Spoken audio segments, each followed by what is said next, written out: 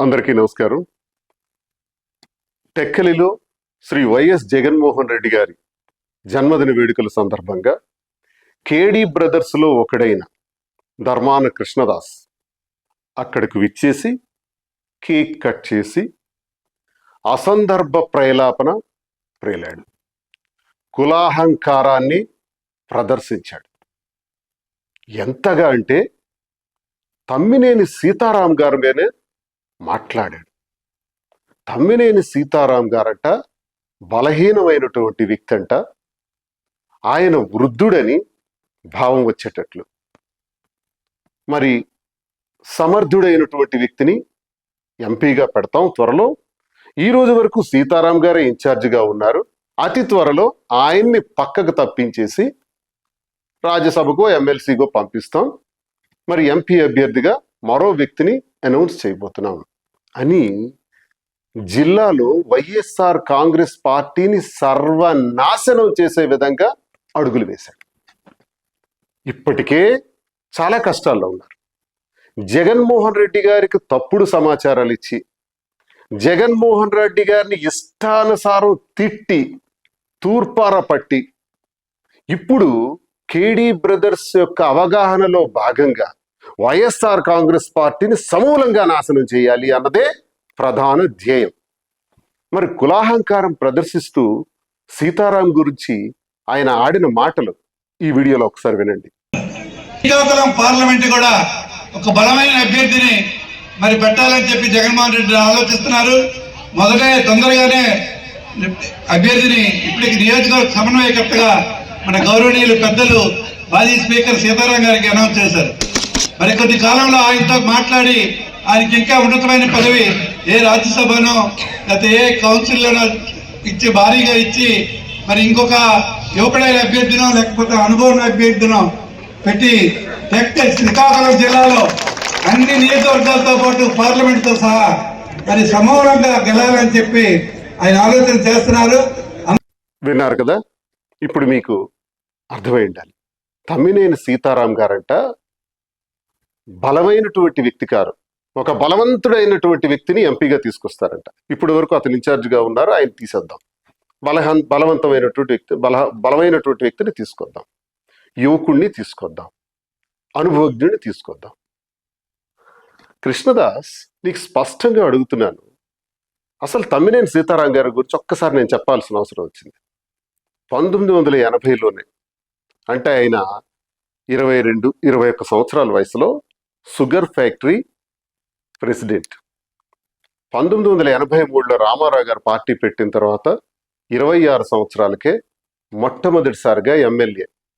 ఆ తర్వాత 83, 85, 91, 94, 99, 2019 7 సార్లు ఎమ్మెల్యేగా గెలిచిన వ్యక్తి.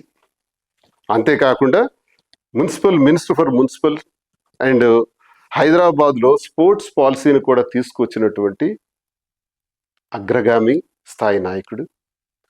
ఉమ్మడి రాష్ట్రంగా ఉండేటప్పుడు హైదరాబాద్లో ఇంకా అభివృద్ధికి నోచుకొని ఆ రోజుల్లో ఫస్ట్ ఫ్లైఓవర్స్ను కూడా డెవలప్ చేసి హైదరాబాద్ని సుందరీకరణ చేసి ఒక స్పోర్ట్స్ మినిస్టర్గా అకాడమీ స్టార్ట్ చేసుకొని అభివృద్ధి చెందే విధంగా పుల్లెల గోపీచంద్ గారు కానీ, వివిఎస్ లక్ష్మణ్ కానీ, కరణం మల్లేశ్వర గారు కానీ, ఇలాంటి మహానుభావులు ఆయన సమయంలోనే ఒక గొప్ప అవకాశంతో ప్రపంచ ఖ్యాతిని సృష్టించడానికి సహకరించినటువంటి వ్యక్తి తమ్మినేని సీతారాం. అంటే ఈయన చరిత్ర చూసుకుంటే సుమారు 25-26 సంవత్సరాల పాటు ఈ గొప్ప పదవులన్నిటిని కూడా అలంకరించాడు. ఉత్తరాంధ్ర చరిత్రలో అత్యధిక శాతం ఎక్కువ కాలం హోదాలను అనుభవించినటువంటి, ఎక్కువ మేలు చేసినటువంటి వ్యక్తి ఎవరైనా ఉన్నారంటే ఓన్లీ వన్, తమ్మినేని సీతారాం. అలాంటి వ్యక్తికి బలహీనుడా? బలమైన వ్యక్తి అతని పైన తీసుకొస్తావా? యువకుడిని తీసుకొస్తావా? తమ్మినేని సీతారాం గారు రాజకీయాలు ప్రారంభించినప్పటికీ ఇప్పటికి ఆయన ఇంచుమించు 67-68 సంవత్సరాలు ఆయన వయసు. ఆయన రాజకీయాలు ప్రారంభించినప్పటికి మీరెక్కడ? అసలు మీ చరిత్ర ఏంటి? కూలి పనులు చేసుకుని పొలాల్లో పనులు చేసుకునేటటువంటి ఆఫ్ నిక్కర్ గాళ్ళు కదరా మీరు. సారా వ్యాపారాల్లో బాటిల్స్ కి సీల్స్ వేసుకునేవారు కదా. అక్కడి నుంచి ప్రారంభమైనటువంటి రాజకీయ నేపథ్యంలో నరసన్నపేటలో మీ ఊర్లో జరిగినటువంటి ఓ గొడవకు నరసన్నపేట జైల్లో ఉంటే ఆ స్టేషన్కి వచ్చి బయటికి రప్పించినటువంటి మహానుభావుడు ఉన్నాడే, కళింగ నాయకుడు శ్రీ బొడ్డేపల్లి రాజగోపాలరావు గారు. ఆయన భిక్షతోనే కదా మీ రాజకీయ జీవితాలు ప్రారంభమైనాయి. అలాంటి రాజగోపాలరావు గారి మీద పోటీ చేసి గెలిచిన వ్యక్తి తమ్మినేని సీతారాం. 6 సార్లు ఎంపీగా పేరు ప్రఖ్యాతులు సాధించిన రాజగోపాలరావు గారి తర్వాత తమ్మినేని సీతారాం గారు అంతటి నాయకుడని కళింగ జాతి మొత్తం కీర్తిస్తుంది. ఇంత చరిత్ర కలిగినటువంటి సీతారాం ప్లేస్లో ఒక యువకుడిని తెస్తావు, అనుభవజ్ఞుడిని తెస్తావు. ఈయన బలహీనమైన వాడు కాబట్టి బలవంతుడిని తీసుకొస్తావు. మరి నువ్వేంటి, నీ వయసు ఎంత? 72 ఏళ్ళు. నువ్వు యువకుడివా? మరి బలమైన వ్యక్తులంటే ఏ రకంగా మీరు బలమైన వాళ్ళు? నీ జీవితంలో 2004లో రాజకీయాల్లోకి వచ్చావు, నేను 2000లో వచ్చాను, నీకన్నా చాలా చిన్న నేను. 25 సంవత్సరాలు అయింది నువ్వు రాజకీయాల్లోకి వచ్చి, గట్టిగా 20 సంవత్సరాలు అవ్వలేదు. 3 ఏళ్ళు అనుకుంటాను డిప్యూటీ ముఖ్యమంత్రిగా ఉన్నావు. నీ సోదరుడు ధర్మాన ప్రసాద్ మహా అయితే 12-13 సంవత్సరాలు మంత్రిత్వ శాఖలు చేశాడు. తమ్మినేని సీతారాం 25 ఏళ్ళు పైచిలుకు చేశాడు. మీకున్న అనుభవాలేంటి? సీతారాం గారికి ఉన్న అనుభవాలేంటి? సీతారాం గారికి ఉన్నటువంటి అనుభవాన్ని ఈరోజు వారికి అనుభవం లేదు, వారికి వయసు లేదు. మరి మీకు వయసు ఉందా? మీరు 72, ధర్మాన ప్రసాద్ 70 కదా. మరి మీకు వయసు ఉందా? మీరు యువకులా? మీకున్న అనుభవాలేంటి? మీకే అనుభవం ఉంటే ఉత్తరాంధ్రలో ఇన్ని హోదాలు అనుభవించిన తమ్మినేని సీతారాంకి ఎంత అనుభవం ఉండాలి? అయినా వైఎస్ఆర్ కాంగ్రెస్ పార్టీ మళ్ళీ బలపట్టానికి మాట్లాడవలసినటువంటి మాటలు పోయి ఈ కుల వివక్షతో కూడినటువంటి మాటలేంటి? రాజకీయాలను సర్వనాశనం చేస్తున్నారు కదా. లఫూట్ ధర్మాన కృష్ణదాస్, నువ్వు నన్ను సస్పెండ్ చేయించావు, ఎందుకంటే నన్ను ఎదుర్కోలేవు, నీ అబ్బతరం కాదు. అయితే నన్ను సస్పెండ్ చేస్తే ఇదిగో ఈ చిన్న వెంట్రుక ఉంది, ఇది తీసి దాంతో సమానం నాకు నీ సస్పెన్షన్. నేను ఇప్పుడు చెప్తున్నా, నా సస్పెన్షన్ గురించి నేను పట్టించుకోను. కృపారాణి గారు సెంట్రల్ మినిస్టర్ ఎక్స్, ఆవిడ్ని ఎంపీ టికెట్ అడిగారు. నేను రామ్మోహన్ నాయుడు మీద 3100 తేడాతో 2019లో ఓడిపోయాను. అక్కడతో కృపారాణి గారు 2024లో పోటీ చేస్తుంటే ఖచ్చితంగా గెలిచుండేవారు, లేదా లీస్ట్ మార్జిన్ వచ్చి ఉండేది. 3,40,000 మార్జిన్కి మీరే కదరా తీసుకెళ్లారు. కృపారాణి గారికి ఎంపీ టికెట్ ఇవ్వకుండా ఆవిడికి పార్టీ నుంచి బయటికి పంపించేసినారే. అంటే ఇది కులాహంకారం. అందులో భాగంగానే కృపారాణిని దెబ్బతీశారు. ఆనాడు అప్పైదొర విశ్వనాథన్ డాక్టర్లకు కూడా చాలా మోసం చేశారు. బొడ్డేపల్లి రాజగోపాలరావు గారి భిక్షతో బతికిన మీ ధర్మాన ప్రసాద్ రాజగోపాలరావు గారి ఓటమికే కారణమైనాడు, మోసం చేశాడు. ఎంతమంది జీవితాల్ని నాశనం చేశారు. ఆఖరికి ఈరోజు తమ్మినేని సీతారాం గారికి కూడా దెబ్బతీయాలని టెక్కలి అడ్డాలో నీ అబ్బగడ సొత్తు అనుకున్నావా? టెక్కలొచ్చి 4 చెంచాగాళ్లను పెట్టుకొని సీతారాం మీద వాగుతావా? చూద్దాం నీవేంటో మేమేంటో మా తడాక ఏంటో చూపెడతాం. సీతారాముని తప్పిస్తావా? జగన్మోహన్ రెడ్డి గారు చెప్పారా? చెబితే ఆయన చెప్పాలి, ఆయనకి సీతారాం గారు మాట్లాడుకుంటారు. నువ్వెవడు మధ్యలో? బలాలు, బలహీనతలు, వయసులు గురించి మాట్లాడడానికి నువ్వెవడివి? లక్కూర్ రాజకీయాలు చేసే నీచ రాజకీయాలు ఇవి. మరో వీడియో కూడా మీకు చూపెడతాను. ఈ వీడియోలో చూడండి మీరు. అచ్చెన్నాయుడు అంటున్నాడు, జగన్మోహన్ రెడ్డి గారు పాదయాత్ర చేసి అధికారంలోకి వచ్చి చంద్రబాబు నాయుడు గారు ప్రభుత్వం ఓడిపోయేటట్లు చేశాడు.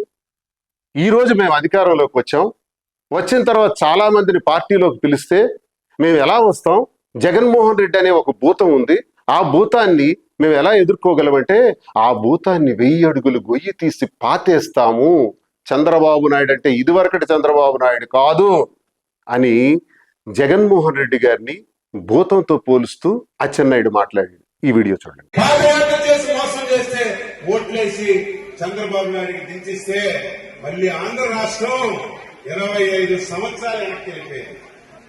మళ్ళీ ఇప్పుడిప్పుడే ఈ రాష్ట్రం మీద ఒక నమ్మకం కలిగిస్తున్నాం. చాలా మందికి రమ్మంటున్నాం. రమ్మంటే వాళ్ళకు ప్రశ్న వేస్తున్నారు. మీ రాష్ట్రంలో ఒక భూతం ఉంది, మళ్ళీ ఆ భూతం వస్తే మా పరిస్థితి ఏంటని, మళ్ళీ ఆ భూతం వస్తే మేము ఇక్కడ ఉండగలమని భయపడుతున్నారు. వాళ్ళకి స్పష్టంగా చెప్తున్నాం, ఈసారి ఆషామాషిగా చంద్రబాబు నాయుడు గారు ఉండరు. ఆ భూతాన్ని 1000 అడుగుల గొయ్యి తవ్వి అందులో కప్పి మళ్ళీ లేకుండా చేస్తామని స్పష్టంగా మాటిస్తున్నాం. చూశారు కదా ఈ వీడియోలో ఇలా మాట్లాడిన అచ్చెన్నాయుడికి అరే లక్కోర్ కృష్ణదాస్, అరే లఫూట్ ధర్మాన ప్రసాద్ ఒక్క స్టేట్మెంట్ ఇచ్చారా? ఖండించారా? జగన్మోహన్ రెడ్డి గారిని 1000 అడుగులు గొయ్యి తీసి పాతేయాలి భూతంతో పోలుస్తూ మాట్లాడుతున్నటువంటి అచ్చెన్నాయుడికి కేడీ బ్రదర్స్ మీకు మీరు మాట్లాడరు. జగన్మోహన్ రెడ్డి గారికి నిత్యం మీరు తిడుతుంటారు కదా, నేను విన్నాను కదా.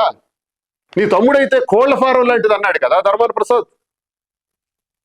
సూట్ కేసులు దొంగ అన్నాడు కదా జగన్మోహన్ రెడ్డి గారిని. భిక్షాందేహి అని మళ్ళీ ఈ పార్టీలోకి వచ్చి ఈ పార్టీ నాశనం చేయటానికే ప్రయత్నం చేస్తున్నారు. అన్నా జగనన్న, మీరు నాకు సస్పెండ్ చేసేసినా పర్వాలేదు, నేను ఒంటరి పోరాటం చేయటానికి సిద్ధంగా ఉన్నాను. కానీ ఒక్క మాట అన్నా, రాజశేఖర రెడ్డి గారి దగ్గర నుంచి ఈ రోజు వరకు మీ కుటుంబానికి నేను అభిమాని, మీ మీద అభిమానంతో చెప్తున్నాను. జిల్లాలో చాలా తప్పుడు రాజకీయాలు నడుస్తున్నాయి. ఈ కేడీ బ్రదర్స్ నేతృత్వంలో ధర్మాన కృష్ణదాస్, ధర్మాన ప్రసాద్ జిల్లా రాజకీయాన్ని సర్వనాశనం చేస్తున్నారు. అందుకు ఉదాహరణగా సాక్ష్యాధారాలతో సహా ఈ వీడియో చేస్తున్నాను. ఇందులో మీరు 2 విషయాలు కూడా గమనించండి. అచ్చెన్నాయుడు మీద దమ్ముంటే వీళ్ళ ఖండన ఇవ్వమనండి. ఎవరో వాడు అలాగే తిడతాడు, వీళ్ళు ఇలాగే వింటారు. కానీ వీళ్ళు ఖండనలు ఇస్తారు స్వపక్షంలో. తమ్మినేని సీతారాం మీద ఖండనిస్తారు. తమ్మినేని సీతారాంని బలహీనుడిగా పరుస్తారు. రే, తమ్మినేని సీతారాం అనే వ్యక్తి ఇంత అనుభవశాలై కూడా ఎందుకు మౌనం వహిస్తున్నాడో తెలుసా? అలుగుటయే ఎరంగని అజాత శత్రువు అలింగిన నాడు సముద్రాల ఏకమౌను. భూమిలో అల్ల కల్లోలు వస్తుంది. ధర్మరాజు అంతటి వాడు అలుగకూడదు. సీతారాం అలుక వహిస్తే ఏమవుతారు మీరందరూ? ఒక్క సైగ మాకు కనుసైగ చేస్తే మీరుంటారా? రాజకీయ సమాధి అయిపోతారు. గుర్తుంచుకోండి, నాయకత్వం, జగన్మోహన్ రెడ్డి గారు అంటే గౌరవం, పార్టీ అంటే గౌరవంతో సీతారాం గారు ఆలోచిస్తున్నారు. నేను కూడా ఇంకా వైఎస్ఆర్ కాంగ్రెస్ పార్టీలోనే ఉన్నాను. సస్పెండ్ అయ్యాను అంతే. Suspension can be revoked at any time. Suspension ఎప్పుడైనా ఎత్తియొచ్చు. అంటే సస్పెన్షన్ లో ఉన్నామంటే అర్థం ఏంటి? పార్టీలోనే ఉన్నాను కాబట్టి ఒక బాధ్యత గల వ్యక్తిగా జగన్మోహన్ రెడ్డి గారికి చేస్తున్న మోసాల పైన ఈ చిట్టా విప్పాను. కృష్ణదాస్, నీకు దమ్ముంటే ఈ రోజు టెక్కలి నడి రోడ్డులో నడి బొడ్డును నువ్వు మాట్లాడినటువంటి మాటలు నీకు శక్తివంతుడు అయితే నిరూపించుకుందాం. రానున్న ఎన్నికల్లో మా తడక ఏంటో చూపిస్తాం. దీనికి ఒకటే మీకు చెప్తున్నాను, తమ్మినేని సీతారాంకి కాళ్ళు పట్టుకొని క్షమాపణలు కోరండి. మీ కులాహంకారాన్ని ప్రదర్శిస్తూ కళింగుల్ని తొక్కేయాలని, కాపులను సర్వనాశనం చేయాలని, కళింగులను కాపులను నాశనం చేయటం ద్వారా ఈ కులాల మీద ఆధారపడినటువంటి హరిజన, గిరిజన, తాడిత, పీడిత, కర్షక వర్గాలు, కుమ్మరి, కమ్మరి, చేనేత, వడ్రంగి, రెడ్డికి, యాదవ, వైశ్య, బ్రాహ్మణ, అన్ని కులాలు, బీసీ కులాలు, అనగారిన కులాలు, అగ్ర కులాలు, అన్ని కులాలు ఆధారపడి ఉన్నాయే. వాళ్ళందరూ ఏమవ్వాలి? శ్రీకాకుళం జిల్లాలో రాజకీయం చేయాలంటే, నాయకత్వాలు చేయాలంటే కళింగులు చేయాలి, కాపులు చేయాలి, వెలమలు చేయాలి, రెడ్డిస్ చేయాలి, యాదవాస్ చేయాలి, మత్స్యకారులు చేయాలి. వీరిపైన ఆధారపడిన కులాలన్నీ వారితో నడవాలి. మీరేం చేస్తున్నారు? కేడీ బ్రదర్స్ నాయకత్వంలో, నేతృత్వంలో ఈరోజు జిల్లాలో ఎక్కడ చూసినా ఒకే కులానికి చెందినటువంటి అధికారులందరూ కూడా ఆవహించున్నారు. మిగతా కులాలకు అన్యాయం జరుగుతుంది. నేను చేస్తుంది కుల పోరాటం కాదు, కులాల పోరాటం. కాలింగులకు, కాపులకు జరుగుతున్నటువంటి అన్యాయం మీద నా తాలూకా గొంతు వినిపిస్తాను. ఇందులో నేను సమిధనైనా పర్వాలేదు, ప్రాణాలే పోయినా పర్వాలేదు. ఈ పోరాటం చేస్తాను, ఈ ఉద్యమం చేస్తాను. ఎలా మీరు రాజకీయంగా మిమ్మల్ని ఎలా సమాధి చేయకపోతానో ఈ దువ్వాడ శ్రీనివాస్ తెలియజేస్తున్నాడు. చూస్తారు. తమ్మినేని సీతారాం గారికి క్షమాపణలు కోరండి. టెక్కలి నడి రోడ్డు మీద మీరు మాట్లాడినటువంటి మాటలు, ఇది సీతారాంకు ఉద్దేశించి మాట్లాడినటువంటి మాటలు కాదు, ఒక కులానికి ఉద్దేశించి మాట్లాడినటువంటి మాటలుగా మేము పరిగణిస్తున్నాం. దీనికి క్షమాపణలు కోరాలి, లేదంటే తీవ్ర పరిణామాలు ఎదుర్కోక తప్పదు. ధర్మాన బ్రదర్స్ జాగ్రత్త, ఖబర్దార్. నమస్కారం.